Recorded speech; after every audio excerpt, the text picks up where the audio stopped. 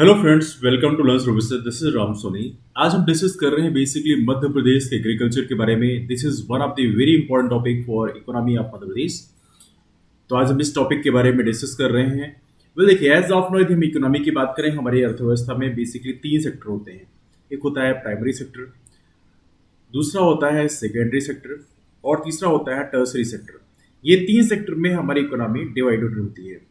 Primary sector की बात करें, यहाँ पर जो लोग बिलोंग करते हैं वो एग्रीकल्चर और उससे जो एलाइड एक्टिविटीज होती हैं, जैसे आपका फिशरीज हो गया, बेसिकली एनिमल हस्बेंड्री हो गया, ये सारी एरिया जो है एग्रीकल्चर और उसकी एलाइड एक्टिविटीज में शामिल होती हैं, प्राइमरी सेक्टर में आती हैं।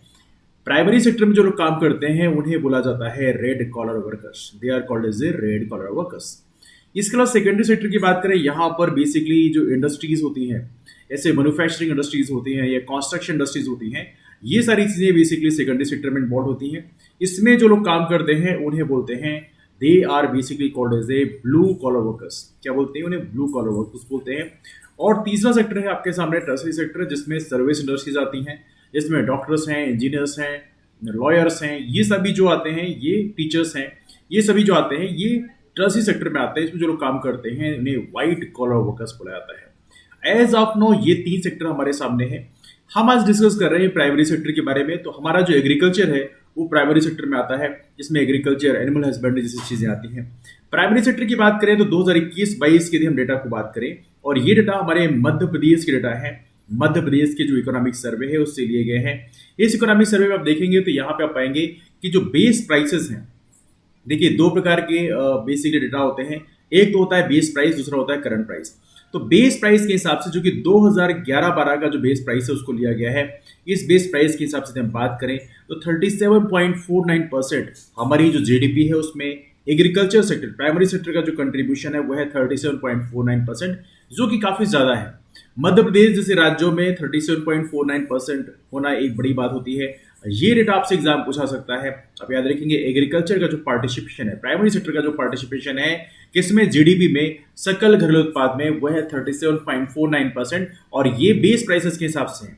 यदि आप करंट प्राइसेस की बात करें 2021-22 डेटा के हिसाब से तो 46.57% है जीडीपी का। मतलब एक बहुत बड़ा कंट्रीब्यूशन एग्रीकल्चर सेक्टर का है।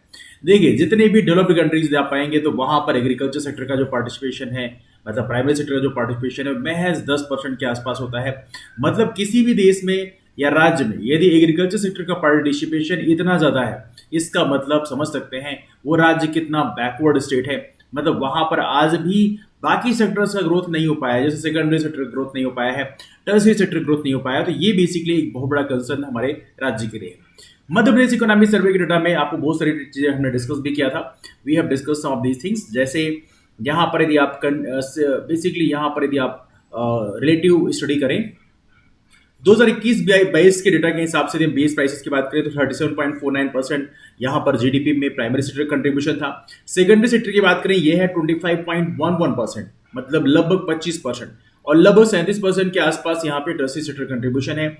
आमतौर पर टर्सरी सेक्टर कंट्रीब्यूशन 50% से ऊपर रहता है इंडिया की बात करें तो। यहाँ पर देखें तो मध्य प्रदेश में डेटा काफी अनफॉर्चुनेट है। Now look at this second one. Current prices के हिसाब से आप देखेंगे प्राइमरी सेक्टर कंट्रीब्यूशन रफली अराउंड 46.5% है। वहीं पे सेकेंडरी सेक्टर का जो कंट्रीब्यूशन है रफली 19.3% है, और टर्सरी सेक्टर कंट्रीब्यूशन 34.1% है। मतलब हमारे मध्य प्रदेश में सेकेंडरी सेक्टर की कंडीशन बहुत ही खराब है, and we really need to work in this area. अब यहाँ पे वापस आ जाइए मध्य प्रदेश एग्रीकल्चर में, तो ये कुछ महत्वपूर्ण कंडीशन इकोनॉमी बेसिस में। नाउ मध्य प्रदेश में यदि हम बात करें तो एज ऑफ नाउ लगभग एक बड़ी मात्रा में जो हमारे देश मध्य प्रदेश में आबादी है, रफली 72% पॉपुलेशन। यदि आप बात करें मध्य प्रदेश के बारे में, मध्य प्रदेश में पता होना चाहिए रफली 72.37% जो पॉपुलेशन है ये रूरल पॉपुलेशन है, ग्रामीण आबादी है। और ग्रामीण आबादी का मेजर शेयर जो है एग्रीकल्चर पे डिपेंडेंट है। इसलिए कह सकते हैं हमारे मध्य प्रदेश में आज भी हमारी जो इकोनॉमी है वो अग्रेरियन इकोनॉमी है। एग्रीकल्चर पे डिपेंडेंसी हमारी बहुत ज्यादा है। अब देखिए यहाँ पर यदि हम कुछ डेटा की बात करें, प्रीवियस डेटा की बात करें, डेटा थोड़ी पुराने हैं क्योंकि वही पुराने डेटा बेसिकली हमारे पास अवेलेबल है इस समय। तो 2015-16 के एस्टिमेट्स हमारे सामने हैं, बिकॉज ये सर्वे जो है कभी कभी होते हैं, 5 साल में होते हैं बेसिकली, तो वो डेटा हमारे पास तुरंत के नहीं मिलते हैं। 2015-16 के डेटा के हिसाब से देखें तो मध्य प्रदेश में कितना कितनी एरिया में एज ऑफ नाउ हम लोग एग्रीकल्चर करते हैं। यदि हम इस डेटा को देखें तो 2015-16 के एस्टिमेट के हिसाब से यदि आप देखेंगे तो यहाँ पे मध्य प्रदेश में रफली around 154 154, late me write this one, 154.2 lakh 154.2 lakh hectare इतना क्षेत्र है जहां पर वर्ष में एक फसल उगाई जाती है। यहां पर वन क्रॉप यहां पर उगाई जाती है। इतनी एरिया में केवल एक क्रॉप उगाई जाती है। यहां पर कोई दो क्रॉप नहीं होती, केवल एक क्रॉप होती है। हेक्टेयर कितना होता है? देखिए, हेक्टेयर के बारे में आपको एक रफ आइडिया होनी चाहिए। हेक्टेयर होता है बेसिकली 100 इंटू 100, 100 मीटर लंबा और 100 मीटर चौड़ा। यदि इतना आपने कर लिया तो यहाँ पे जो एरिया होगी वो होगी 1 हेक्टेयर, मतलब रफली अराउंड 10, रफली नहीं बल्कि एग्जैक्टली 10,000 मीटर स्क्वायर। ये एरिया आपकी कहलाएगी 1 हेक्टेयर। तो हेक्टेयर बेसिकली इतना होता है 2.5 एकड़। यदि आप एकड़ के बारे में वाकिफ हैं तो लगभग 2.5 एकड़ का 1 हेक्टेयर होता है। Anyway, come back over here. तो एक क्रॉप यहां पे लगाई गई है 154.2 लाख हेक्टेयर में। इसके अलावा यदि हम बात करें हमारे मध्य प्रदेश में एज ऑफ नो लगभग 86.25 लाख हेक्टेयर इतना एरिया ऐसा रहा है जहां पे 2 क्रॉप लगाई गई हैं। यहां पर कितनी? वर्ष में 2 crop, 2 crop in a year, वर्ष में 2 फसलें उगाई गई हैं। और इसके अलावा देखा जाए तो 2015-16 में यदि हम देखें तो इस हिसाब से हमारा जो बुआई का क्षेत्र है तो उस हिसाब से काफी बड़ा क्षेत्र है। 154.2 लाख हेक्टेयर में एक क्रॉप उगाई गई, 86.25 लाख हेक्टेयर में दो क्रॉप उगाई गई। इस हिसाब से रफली 240 लाख हेक्टेयर के आसपास के रीजन में हमारी क्रॉप बेसिकली हम लोग यहाँ पर खेती करते हैं एज ऑफ नो। यदि हम बात करें एज ऑफ नो अलग अलग सेक्टर में, जैसे कि हमारे यहाँ एग्रीकल्चर ग्रोथ रेट कितना है, तो एग्रीकल्चर ग्रोथ रेट में कुछ ईयर्स में काफी अच्छा परफॉर्मेंस रहा है, कुछ ईयर में हमारा परफॉर्मेंस डाउन रहा है। तो उसके बारे में हम लोग डिस्कस कर लेते हैं। Let's talk about this thing as well. Now let's talk about this one, agriculture growth rate. देखिए, एग्रीकल्चर ग्रोथ रेट का असल डेटा जो है हमें मिलता है इकोनॉमिक सर्वे से, और इकोनॉमिक सर्वे यहां पर हम आपको दिखाते हैं। Let me show this one to you, let me show the economic survey to you. ये देखिए, इकोनॉमिक सर्वे में जो यूनिट 5 है ये एग्रीकल्चर को ही डेडिकेट करती है, जिसमें अलग अलग क्षेत्रों के बारे में डिस्कस किया है। जैसे फसल क्षेत्र में विकास दर की बात करें कि फसल क्षेत्र में कितना ग्रोथ हुआ है, तो 2019-20, 2020-21 और 2021 में अग्रिम, इसके बारे में जो डेटा दिया है वह है 10.8%। इतना फसल क्षेत्र विकास की बात करी है, इतना हमारा जो क्रॉप एरिया है उसमें ग्रोथ होने की पॉसिबिलिटी है। तो एज ऑफ नो 10.8% का ग्रोथ यहां पर हमने रजिस्टर करने की बात की है। तो ये एज ऑफ नो हमारी प्रेजेंट कंडीशन है। इसमें और बहुत सारे डेटा यहाँ पे दिए हुए हैं कि look at here, this is the data we have seen over there. इसमें बहुत ज्यादा हमें डिस्कस करने की आवश्यकता नहीं, because things will get little complicated over here. But anyway, ये एक रफ एस्टिमेट है जो हम लोग डिस्कस कर रहे हैं। रफ एस्टिमेट से फायदा ही मिलता है कि रफली आपको पता चल जाता है कि मध्य प्रदेश में कितनी एरिया में एज ऑफ नो हम लोग खेती करते हैं। तो ये बेसिक आइडिया है जिसको आपको होना चाहिए। नाउ मध्य प्रदेश में देखा जाए तो कई सारे डेटा और भी इंपॉर्टेंट हैं। यदि हम करंट इश्यूज की यदि हम बात करें कि मध्य प्रदेश में कितना किस चीज का कंजप्शन होता है, तो मध्य प्रदेश में फर्टिलाइजर की यदि हम बात करें तो फर्टिलाइजर का जो कंजप्शन है वो भी काफी ज्यादा बढ़ा है। If you talk about this one, let's talk about this one. Fertilisers के बारे में हल्का सा डिस्कस कर लेते हैं, बिकॉज कभी कभी यहां से भी क्वेश्चन पूछे आते हैं। पूछे तो भले नहीं जाते, हालांकि इतना डिफिकल्ट क्वेश्चन आपसे नहीं पूछा जाएगा, लेकिन फिर भी थोड़ा सा इसके बारे में हल्का सा टच करके निकलते हैं। फर्टिलाइजर की बात करें तो 2001 में मध्य प्रदेश से फर्टिलाइजर का जो कंजप्शन है वो काफी कम था। 2001-2002 की यदि हम बात करें उस समय हमारे मध्य प्रदेश से फर्टिलाइजर कंजप्शन महज 40.3 kg पर हेक्टेयर हुआ करता था, मतलब काफी कम हुआ करता था। लेकिन 2016-17 में, 2016-17 में ये जो फर्टिलाइजर कंजप्शन है ये बढ़ के हो गया 79.7 kg per hectare. It almost doubled. तो आप सोच सकते हैं यदि ये फर्टिलाइजर कंजप्शन बढ़ा है तो कहीं ना कहीं क्रॉप प्रोडक्शन ही बढ़ा होगा। अब इसमें जो है फर्टिलाइजर में क्या चीजें इस्तेमाल की आती हैं? फर्टिलाइजर में हम लोग एनपीके का इस्तेमाल करते हैं। ऑब्वियस बात है, nitrogen, alright, nitrogen, phosphorus and potassium. तो ये चीज़ों का बेसिकली यहाँ पर इस्तेमाल किया जाता है। तो ये थोड़ा सा इतना डीप में याद रखने की जरूरत नहीं, लेकिन रफली यदि आपसे पूछा जाए कि एज ऑफ नो प्रति हेक्टेयर में कितना हम लोग कंजप्शन करते हैं, तो ये थोड़ी सी आपको पता होना चाहिए। हर हेक्टेयर में रफली अराउंड 80 केजी हम लोग इस्तेमाल करते हैं एज ऑफ नो। हालांकि ये क्वेश्चन पीएससी में पूछा जाता है, इवनली इंटरव्यूज में एक दो बार क्वेश्चन पूछा गया था। सम ऑफ द स्टूडेंट्स कैंडिडेट्स ने बोला कि उनके घर में खेती होती है, तो ये इंटरव्यूअर ने पूछ लिया कि अच्छा आपके यहाँ खेती होती है तो आप बताओ एक हेक्टेयर में कितना फर्टिलाइजर हम इस्तेमाल करते हैं। तो स्टूडेंट ने बोल दिया कि वी यूज रफली अराउंड मे बी 200 केजी या समथिंग। तो इंटरव्यूअर जो है हंसने लग गए। तो यहाँ पर देखा जाए तो यहाँ पे इसके बारे में यदि आप बताते हैं कि आपके यहाँ खेती होती है, तो at least you must have a basic idea about this one. Alright, चलिए यहाँ से आगे चलते हैं। मध्य प्रदेश में ये चीजें हम लोगों ने, जो बेसिक चीजें हैं इसको हम लोगों ने देख लिया, we have discussed about this one. Now Madhya Pradesh में एक क्वेश्चन अक्सर पूछा आता है हमारे यहाँ कि हमारे यहाँ देखा जाए तो जो एग्रीकल्चर ग्रोथ रेट है वो कितना हम रजिस्टर कर रहे हैं एज ऑफ नाउ। तो देखा जाए तो एग्रीकल्चर ग्रोथ रेट 2016-17 में यदि हम देखें बेसिकली रनिंग कास्ट पे, बेसिकली करंट प्राइसेस पे, तो करंट प्राइसेस में हम लोगों ने 29% रजिस्टर किया था 2016-17 में। Late me write down this one.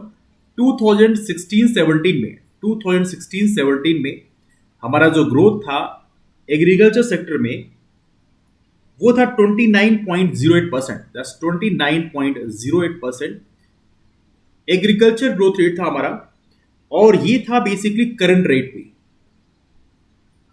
That was on the current rate. वहीं पे यदि हम बात करें बेस रेट पे, यदि हम बात करें तो बेस रेट पे ग्रोथ था 20.02%। तो ये एक रफ आइडिया आपको बताता है कि हमारे एग्रीकल्चर में जो ग्रोथ रेट है वो काफी इंप्रेसिव देखने के लिए कई बार मिलता है। This is what we have seen in the past.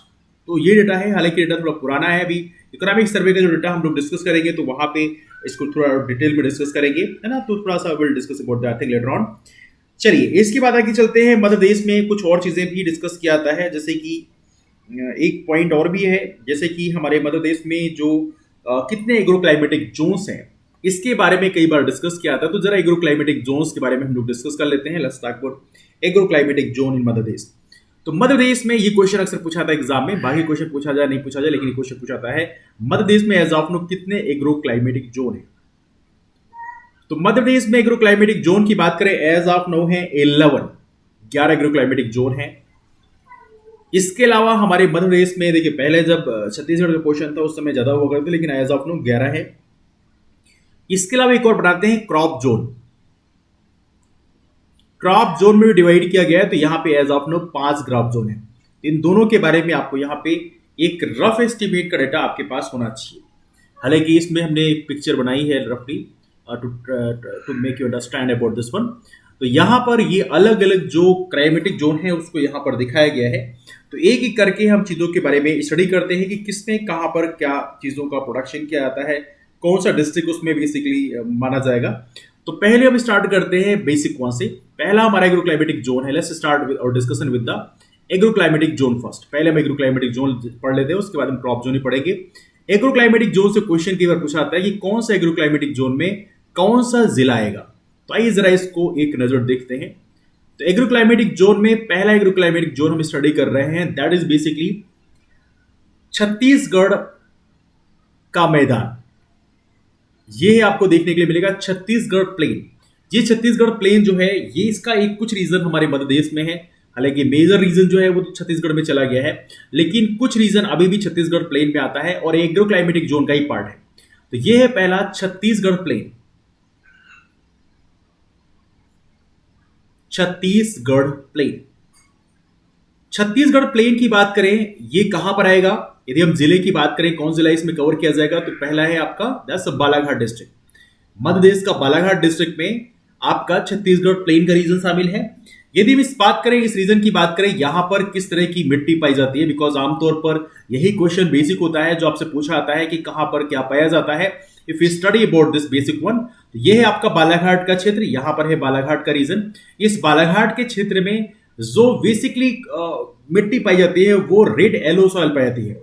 कौन सी, यहां पर रेड येलो सॉइल पाई जाती है। वैसे आपको पता होना चाहिए लाल पीली मिट्टी जो है, लाल पीली मिट्टी हमारे मध्य प्रदेश के बेसिकली जो वेस्टर्न सॉरी ईस्टर्न रीजन है यहां पे पाई जाती है।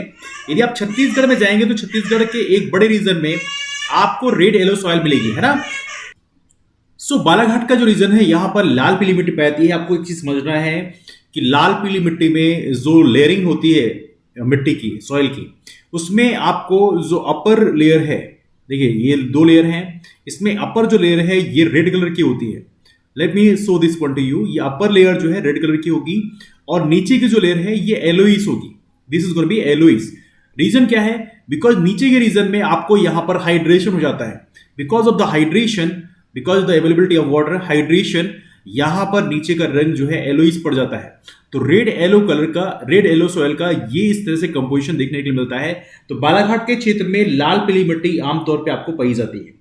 नाउ रेड येलो सॉइल की यदि हम बात करें यहां पर किस चीज का आमतौर पे अच्छा प्रोडक्शन होता है, तो ऑब्वियस सी बात है, हम समझ सकते हैं यहां पर राइस का प्रोडक्शन काफी बढ़िया मात्रा में होता है, जो कि लाल पीली मिट्टी इसके लिए काफी बढ़िया होती है। इसके अलावा जो रेशम होता है, that's also very very important one, की रेशम का उत्पादन भी यहां पे बड़ी मात्रा में होता है। सो यहाँ पे सिल्क का प्रोडक्शन भी काफी बढ़िया होता है। तो ये आपका बालाघाट का रीजन है। ये छत्तीसगढ़ प्लेन के अंतर्गत आता है। एग्जाम में क्वेश्चन पूछा आता है कि मध्य प्रदेश में छत्तीसगढ़ प्लेन के अंतर्गत कौन सा जिला कवर किया आता है। यदि रेन की बात करें, रेन छत्तीसगढ़ प्लेन में रफली राउंड होती है 120 से 160 सेंटीमीटर। मतलब काफी ज्यादा रेन आपको यहां पर देखने के लिए मिलती है। 120 से 160 सेंटीमीटर तक रेन आपको यहां पर देखने के लिए मिलती है। This is what we see over there. इसमें यदि हम बात करें मेन जो क्रॉप होती है कौन सी होती है, वो होती है राइस। सबसे अधिक मात्रा में उत्पादन यहां पर धान का होता है। राइस मतलब भी कैसे, दस पैडी बेसिकली मेन क्रॉप कौन सी होगी, मेन क्रॉप होगी आपकी पैडी। पैडी बेसिकली धान कहलाएगा। धान बेसिकली पैडी जो है कौन से सीजन की क्रॉप कहलाएगी, ये कहलाएगी रबी फसल, है ना। दिस लाइक रबी फसल, rabi crop. Let me write on this one, ये कहलाएगी रबी क्रॉप, है ना। तो इसका उत्पादन यहाँ पे आमतौर पे ज्यादा होता है। ये है छत्तीसगढ़ प्लेन। ना इसके अलावा हम सेकेंड की बात कर रहे हैं। हमारा एक दूसरा रीजन है जो सेकेंड रीजन जिसके हम डिस्कस कर रहे हैं, ये छत्तीसगढ़ के उत्तरी पहाड़ी क्षेत्र, इसे बोलते हैं northern hill region of Chhattisgarh. Northern hill region of Chhattisgarh के बारे में हम डिस्कस करेंगे। ये भी रीजन काफी इंपॉर्टेंट है। Let's talk about this one. The second region we are talking about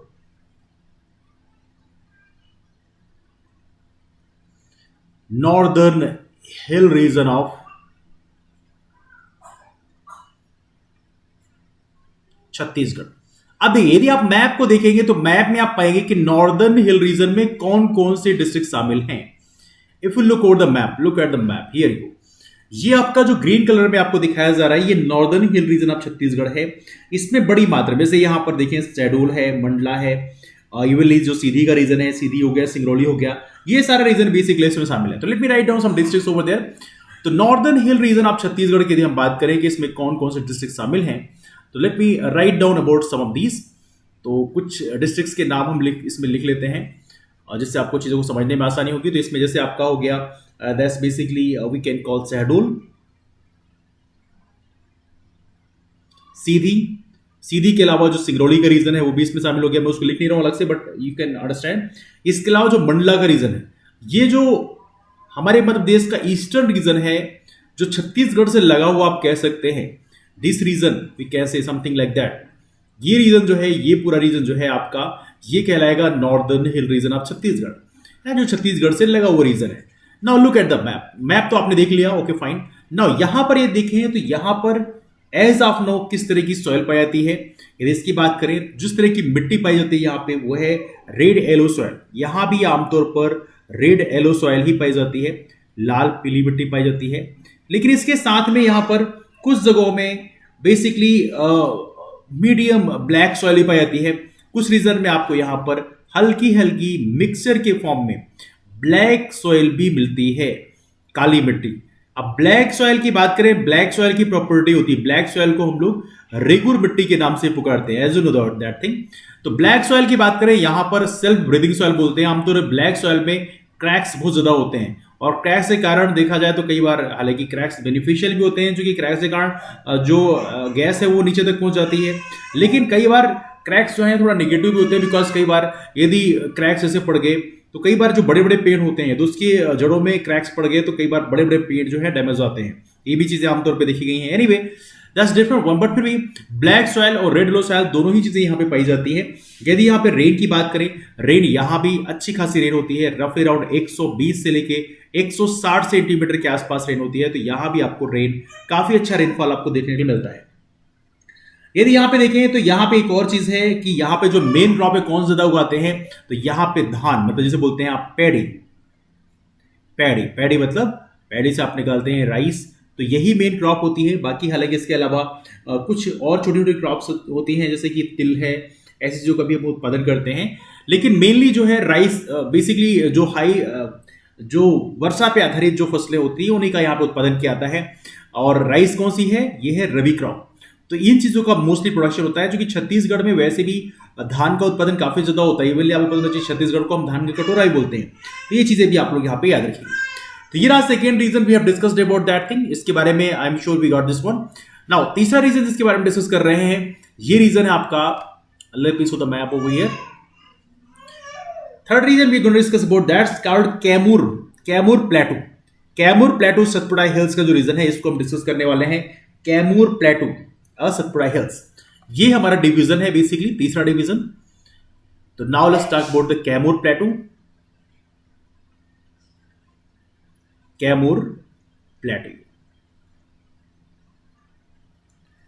Kaimur plateau and Satpura hills दोनों ही इसमें आते हैं।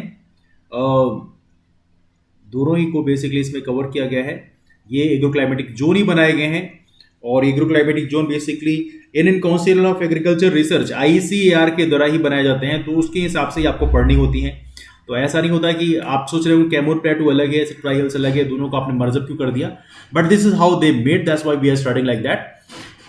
नाउ यहां पे यदि हम देखें, यहां पे if you study about this one, so इस लोकेशन में जो रीवा का रीजन है, कैमूर प्लेटू सतपुड़ा हिल्स में, रीवा के अलावा यहाँ आसपास सतना का जो लोकेशन है, इसके अलावा पन्ना, जबलपुर, कटनी, ये पूरा नीचे का जो क्षेत्र है, इवली इसके और नीचे का सिवनी वगैरह का क्षेत्र भी इसमें काउंट किया जाता है। तो ये सारी चीज़ें बेसिकली कैमूर प्लेटू में आती हैं। अब देखिए, तो इसके बारे में हल्का डिस्कस कर लेते हैं। Let's talk about this one, किसकी स्पेशल फीचर्स क्या है। Let's talk about this one. तो इसके फीचर्स में देखा जाए तो एक तो बड़ा फीचर ये है कि यहाँ पर यदि हम बात करें किस तरह की मिट्टी पाई जाती है, तो यहाँ पर मिक्स्ड सॉइल पाई जाती है। मिक्स सॉइल, मिक्स सॉइल का मतलब ये है कि रेड येलो सॉइल और साथ में जो ब्लैक सॉइल है उसका मिक्सचर यहाँ पे पाया जाता है मोस्टली। तो यहाँ पे ऑब्वियस सी बात है, यहाँ पे आप कह सकते हैं कि ब्लैक सॉइल भी पाई जाती है कुछ क्षेत्र में, जब बट हल्का सा मीडियम क्वालिटी की पाई जाती है। उसकी जो डार्कनेस होती है वो थोड़ी कम होती है, मॉडरेट लेवल होती है, मॉडरेट ब्लैक सॉइल आप कह सकते हैं। एनीवे, यदि हम रेन की बात करें, यहाँ पे रेन थोड़ी सी कंपेरेटिवली कम होती है। 100 से लेकर 140 सेंटीमीटर तक बारिश यहाँ पर मोस्टली होती है। ये है आपका Kaimur plateau at Satpura hills. Location लिख लेते हैं, कुछ लोकेशन कौन कौन से हैं। जैसे रीवा है आपका, रीवा के अलावा यहाँ से लगा हुआ सतना है, सतना के अलावा यहाँ पे पन्ना है, जबलपुर है। ये रीजन जो है इसमें आपके इस रीजन में आते हैं, पन्ना है, जबलपुर है। These region are counted under the Kaimur plateau and Satpura hills. तो ये लोकेशन थोड़ा सा आपको याद रखना है। एग्जैक्ट तो भले ना पता रहे, लेकिन रफली जो चीज़ें हैं थोड़ी थोड़ी पता होनी चाहिए, बिकॉज यहाँ से कई बार क्वेश्चन पूछे जा सकते हैं। हालांकि अभी तक जो क्वेश्चन इतना डीप नहीं पूछा गया, आमतौर पर पूछा गया कितने एग्रोक्लाइमेटिक जोन है, लेकिन फिर भी थोड़ा सा इसके बारे में जानकारी होनी चाहिए, है ना। यहाँ पर यदि हम क्रॉप की बात करें, कौन सी क्रॉप मोस्टली हम कल्टीवेट करते हैं, तो यहाँ पर देखा जाए तो व्हीट है, मतलब गेहूँ है। गेहूँ के अलावा यहाँ पर धान है। व्हीट और पैडी, ये दोनों ही क्रॉप को यहाँ पर उगाई जाती है। पैडी मतलब धान की बात कर रहे हैं, और व्हीट मतलब हम गेहूं की बात कर रहे हैं। तो पैडी क्या, कौन सी क्रॉप हो गई, पैडी होगी आपकी 10 रबी क्रॉप। और व्हीट की बात करें, ये कैसी क्रॉप है, खरीफ फसल है। तो दोनों इस तरह की फसलों को यहाँ पे उगाया जाता है, ठीक है। ये है आपका Kaimur plateau and Satpura hills का रीजन। ना अगला रीजन जिसके बारे में डिस्कस करने वाले हैं, वो रीजन है आपका, ये है यहाँ पे आप देख सकते हैं सेंट्रल नर्मदा वैली का जो क्षेत्र है। तो नर्मदा घाटी का क्षेत्र है यहाँ पे, सेंट्रल नर्मदा वैली, ये क्षेत्र भी काफ़ी इंपॉर्टेंट है। जिसमें जैसे आपका इधर नरसिंहपुर का क्षेत्र हो गया, थोड़ा सा यहाँ पे इसके बाद आगे जाए तो इवली यहाँ पे रायसीन, होशंगाबाद का जो क्षेत्र है ये भी इसमें काउंट किया आता है। इवली थोड़ा जबलपुर का भी क्षेत्र है। ये सेंट्रल नर्मदा वैली। तो now let's talk about central Narmada valley. Now the next one we talk about central, next season we are talking about the central Narmada valley.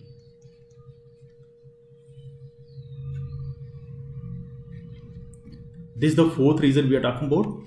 Central Narmada valley की बात करें, यहाँ पर यदि इसके स्पेशल फीचर की बात करें हैं कि यहाँ पे किस तरह की मिट्टी पाई जाती है, तो यहाँ पे डार्क ब्लैक सॉइल पाई जाती है। यहाँ पे मोस्टली आपको डार्क ब्लैक सॉइल मिलेगी। डार्क ब्लैक सॉइल, जब भी हम ब्लैक सॉइल बात करते हैं, इसका मतलब ये है कि काली मिट्टी को हम रेगुर के नाम से पुकारते हैं, रेगुर मिट्टी। तो ये भी क्वेश्चन आपसे एग्जाम पूछा सकता है, किस मिट्टी को हम लोग रेगुर मिट्टी बोलते हैं। तो ऐसा you have to remember this one. ना यहाँ पर जो मेन क्रॉप होती है वो होती है बेसिकली व्हीट।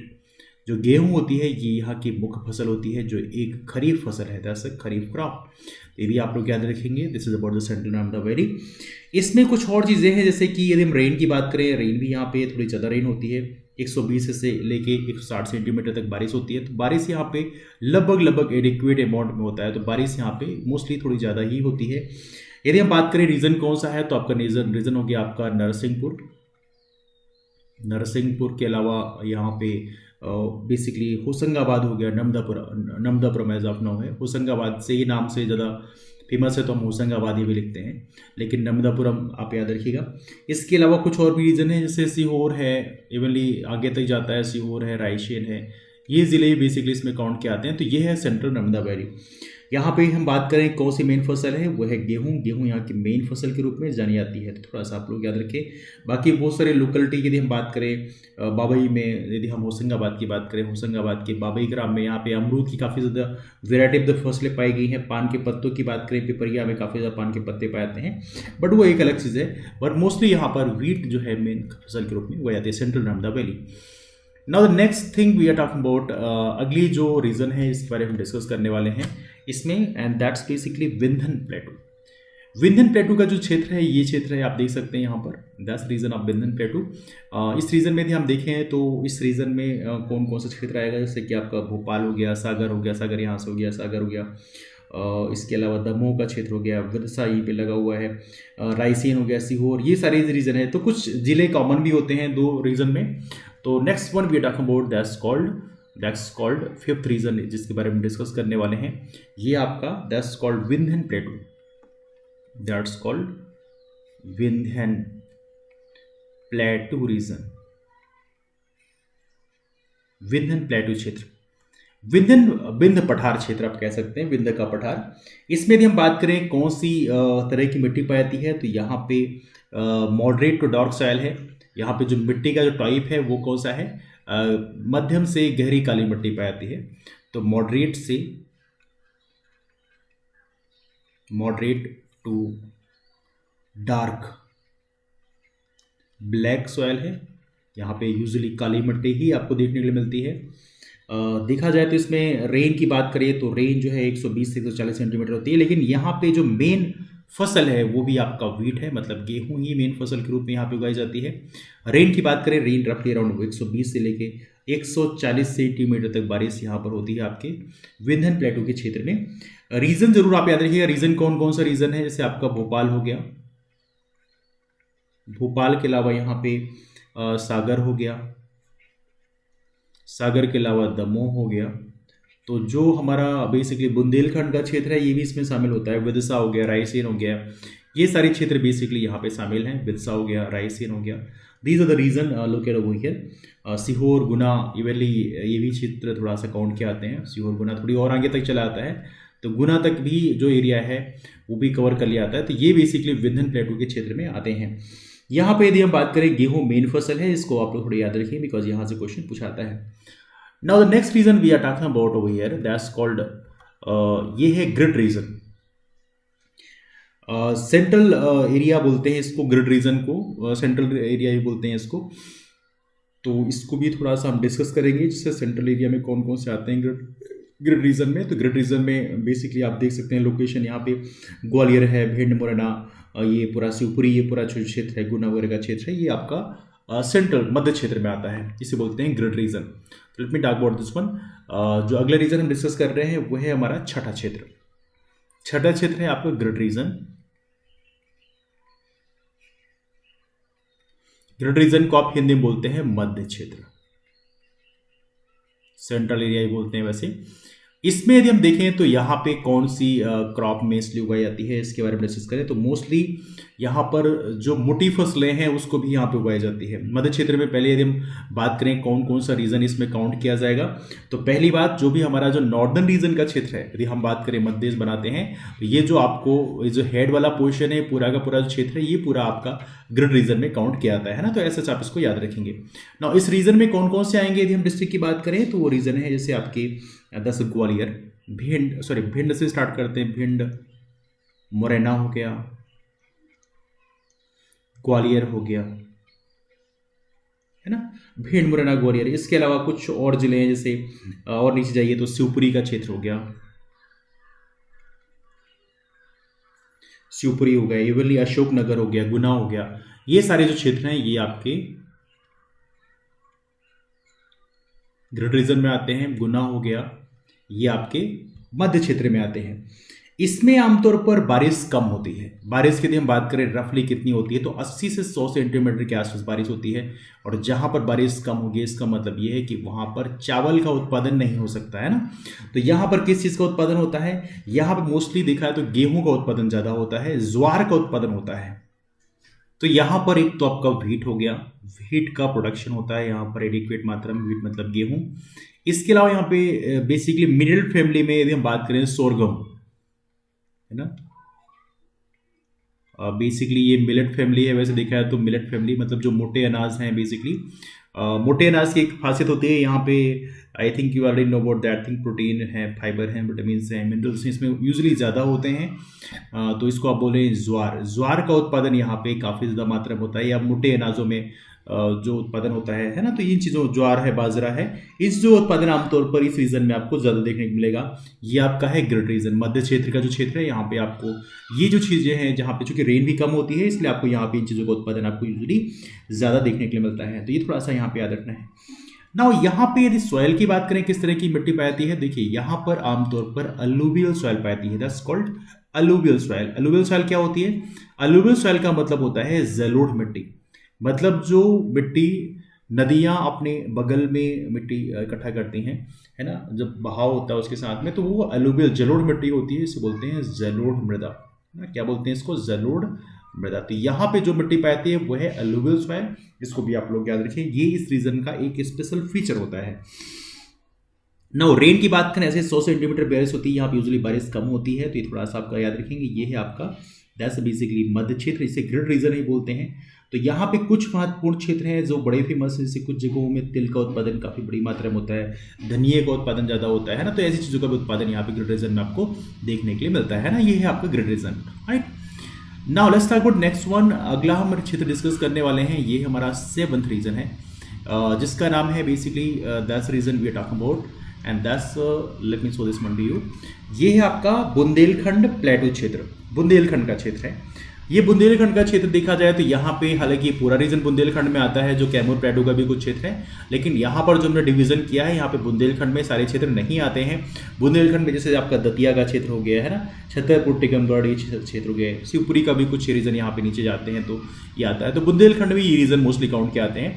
तो let me talk about the next agroclimatic region, that's called Bundelkhand.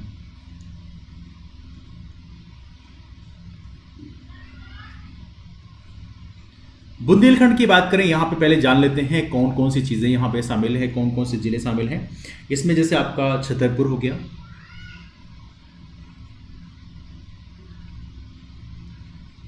Chhatarpur हो गया, टीकमगढ़ हो गया, टीकमगढ़ का जो क्षेत्र है, Tikamgarh as of now Niwari भी एक जिला बन चुका है, पावन जिला है। इसके अलावा यहाँ पे मैंने आपको साइड में दिखाया दतिया का क्षेत्र भी इसमें शामिल है।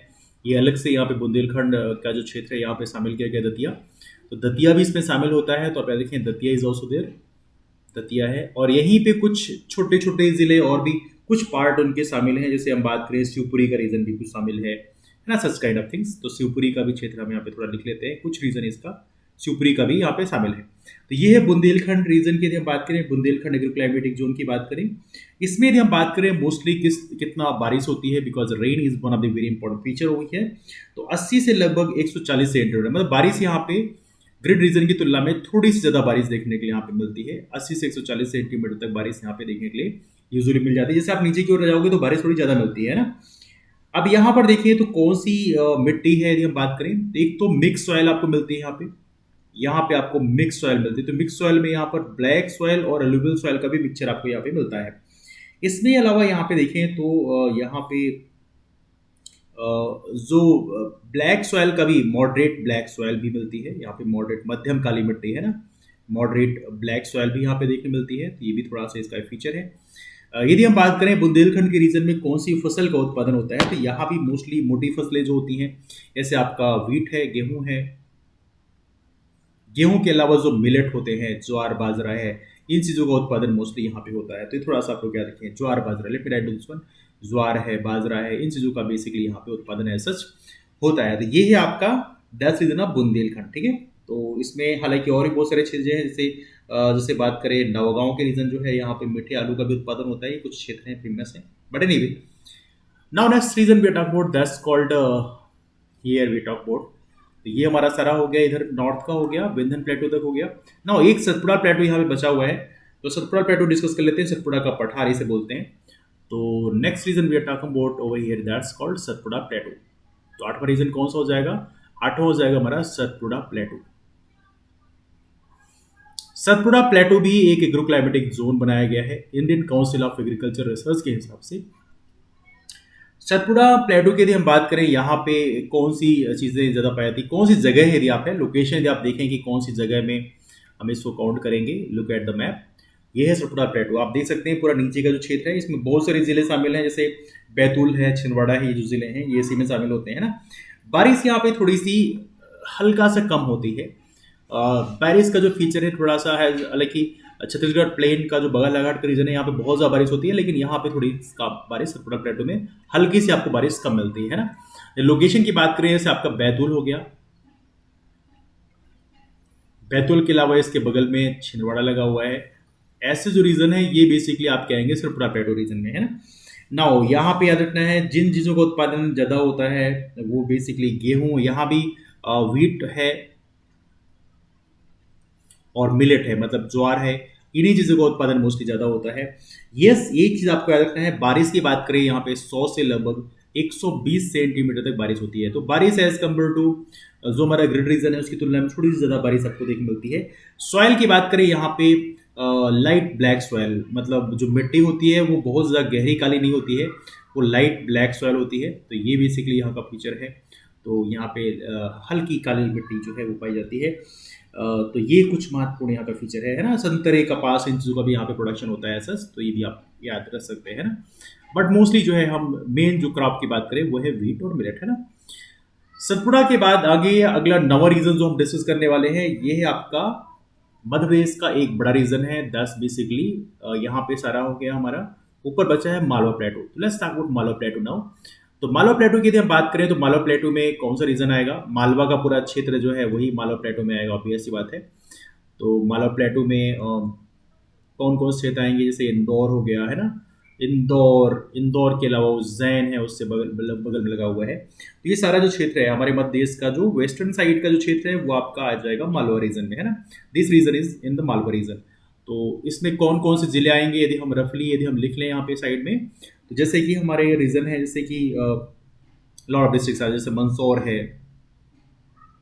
मंदसौर ऊपर लगा हुआ है, नीमच बिल्कुल टॉप में है ना।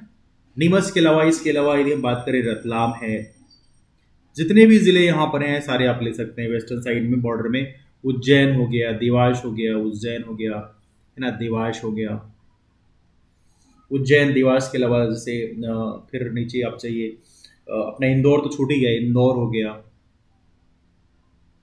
इंदौर के अलावा और नीचे जाइए तो यहाँ पे झाबुआ अलीराजपुर हो गया, झाबुआ अलीराजपुर, अलीराजपुर मैंने लिख रहा हूँ, झाबुआ के रीजन में काउंट कर लिया जाता है। इसके अलावा यहाँ पे और नीचे जाइए शाजापुर का जो क्षेत्र है, ऊपर जाइए शाजापुर का जो क्षेत्र है। ऐसे कुछ महत्वपूर्ण रीजन है, मतलब कह सकते हैं इसका रीजन काफी बड़ा है। शाजापुर हो गया है ना, राजगढ़ हो गया, राजगढ़ अगर मालवा है ना, राजगढ़ मालवा, ये सारी चीज़ जो है ये आपके इसमें आ जाती हैं मालवा प्लेटो रीजन में। ना यदि हम बात करें यहाँ पर मालवा प्लेटो में कौन सा लोकेशन है, यदि हम बात करें लोकेशन तो हमने डिस्कस कर लिया, मोस्टली कौन सी फसल उगाई जाती है मालवा प्लेटो में। हालांकि हर एक चीज़ का उत्पादन होता है, लेकिन सबसे महत्वपूर्ण बात है यहाँ पे जो मिट्टी पाई जाती है वो मीडियम ब्लैक सॉइल है। कौन सी है? Medium black soil. और मीडियम ब्लैक सॉइल का एक बड़ा फीचर होता है कि यहाँ पर आमतौर पे कपास का उत्पादन होता है। क्योंकि काली मिट्टी का फीचर होता है कि इसे कपासी मिट्टी भी होती है, लेकिन इस रीजन में कपास का उत्पादन बहुत ज्यादा होता है, तो कॉटन का यहाँ पे प्रोडक्शन बहुत ही बड़ी मात्रा में होता है। इसके अलावा यहाँ पे मिलेट का भी प्रोडक्शन होता है। मिलेट के अलावा यहाँ पे जैसे सोयाबीन का प्रोडक्शन भी ठीक ठाक होता है। तो ये कुछ महत्वपूर्ण चीजें हैं जहां पे मालवा प्लेटू के क्षेत्र में बड़ी मात्रा में इनका उत्पादन किया जाता है ना। यदि बारिश की बात करें, बारिश बहुत ज्यादा तो नहीं है, 80 से 120 सेंटीमीटर के आसपास ही रफली है। लेकिन यहाँ पर देखें तो जो यहाँ का इन्वायरमेंट है वो मॉडरेट टेम्परेचर होता है, ना ठंडी में बहुत ज्यादा ठंडा, ना गर्मी में बहुत ज्यादा गर्म। तो ये भी इसका एक बेनिफिट है यहाँ पे। तो ये है मालवा प्लेटू का रीजन जहाँ पे कपास का उत्पादन, कॉटन का उत्पादन यूजुअली ज्यादा होता है। मिलेट का प्रोडक्शन भी यहाँ पे होता है, लेकिन कॉटन और सोयाबीन का उत्पादन यूजुअली यहाँ पे ज्यादा देखने को मिलता है। ये है आपका मालवा प्लेटू का क्षेत्र। तो ये रहे 9 रीजन में डिस्कस कर लिए हैं। 2 रीजन और बचे हुए हैं। एक तो आपका यहाँ पे लगा हुआ है झाबुआ हिल्स, एक तो निमाड़ का मैदान है, निमाड़ प्लेन्स है, और दूसरा झाबुआ हिल्स। तो इन दोनों को डिस्कस कर लेते हैं। तो पहले हम लोग निमाड़ प्लेन डिस्कस कर लेते हैं, फिर झाबुआ हिल्स डिस्कस करेंगे ना। Let's talk about Nimar plains now. तो ये हो जाएगा हमारा 10th। Let's talk about Nimar plains, Nimar के मैदान है ना। निमाड़ प्लेन्स की बात करें, ये आप समझ चुके होंगे, बुंदेल बेसिकली मोस्टली खंडवा खरगोन का जो क्षेत्र है ये इसमें शामिल होता है ना। तो निमाड़ के मैदान में कौन से क्षेत्र हैं, जैसे डिस्ट्रिक्ट डिस्कस कर लेते हैं, कौन कौन से डिस्ट्रिक्ट हैं। तो खंडवा खरगोन और उसके आसपास का जो रीजन लगा हुआ है वो सारे इसमें काउंट कर सकते हैं आप। खंडवा हो गया, खरगोन हो गया। खंडवा को हम लोग ईस्ट निमाड़ बोलते हैं, यहाँ पे ओमकारेश्वर है। खरगोन को वेस्ट निमाड़ बोलते हैं, यहाँ पे महेश्वर है ना। इसके अलावा बाकी और जिले जो हैं आसपास के, जैसे हरदा है, धार है, जो आसपास के लगे हुए जिले हैं उसको भी हम इसमें काउंट कर लेते हैं। जैसे बुरहानपुर है, बुरहानपुर तो वैसे भी निमाड़ रीजन में आता है, बुरहानपुर है, बड़वानी है ना। ये जो जिले हैं आसपास के जो रीजन लगे हुए जिले हैं ये आपके इसमें आते हैं ना। यदि हम बात करें मोस्टली यहाँ पे रेन कितनी होती है, तो 80 से 100 सेंटीमीटर के आसपास बारिश होती है। 80 to 100 सेंटीमीटर बारिश होती है। ये है रफली रेन यहाँ पे। इसके अलावा यदि हम बात करें, यहाँ पे मॉडरेट ब्लैक सॉइल है, मॉडरेट ब्लैक सॉइल है, मध्यम काली मिट्टी जिसे हम रेगुर बोलते हैं, रेगुर है ना। लेकिन सबसे इंपॉर्टेंट है कौन सी चीज़ें यहाँ पे उगाते हैं, तो मोस्टली कॉटन का प्रोडक्शन यहाँ भी ज़्यादा होता है।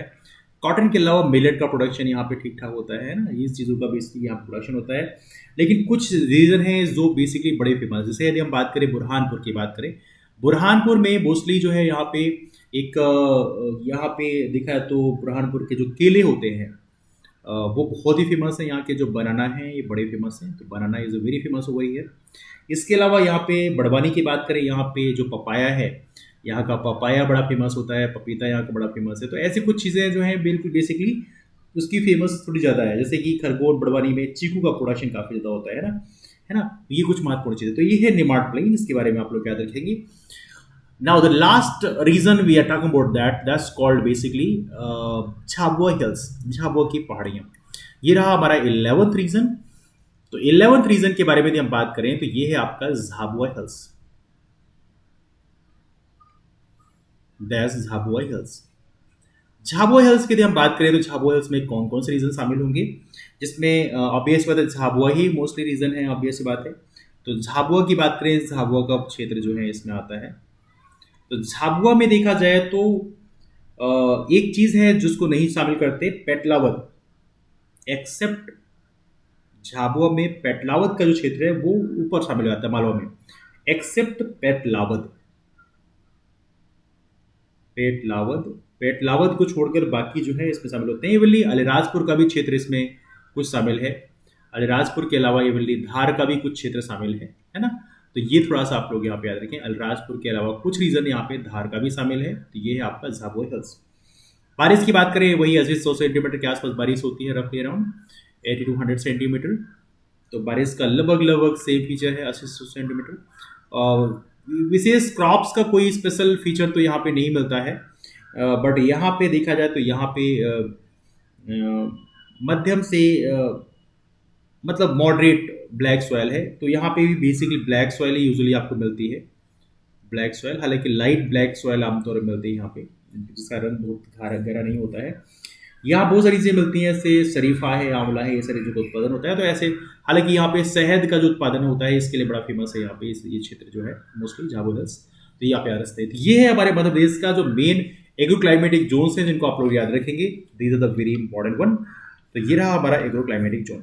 कल हम लोग थोड़ा सा बेसिक कुछ चीज़ों को डिस्कस करेंगे, जैसे हमारी जो मेजर क्रॉप्स हैं, कौन सी मेजर क्रॉप्स कहाँ कहाँ इसका उत्पादन होता है, इसके बारे में हम कल डिस्कस करेंगे। और एग्रीकल्चर में थोड़ा सा जो करंट इशूज़ हैं उसके बारे में थोड़ा डिस्कस करेंगे, कौन कौन सी पॉलिसीज़ हैं गवर्नमेंट की। हालांकि वो टॉपिक करंट अफेयर का है, लेकिन कुछ चीज़ों को हम डिस्कस करेंगे साथ में। यहाँ पर जो इंपॉर्टेंट हमारे रिसर्च सेंटर हैं वहाँ से भी क्वेश्चन एग्जाम में पूछे आते हैं, तो we will talk about that thing also. तो कुल मिला के 2-3 डिस्कशन और होंगे, उसके बाद हम लोग एग्रीकल्चर फाइनली इसमें कंप्लीट कर देंगे ना। तो डिस्कशन को भी वाइंड अप करते हैं, मुलाकात करते हैं फिर। तब तक bye, take care, have a wonderful day ahead, keep moving forward and take care. Thanks so much.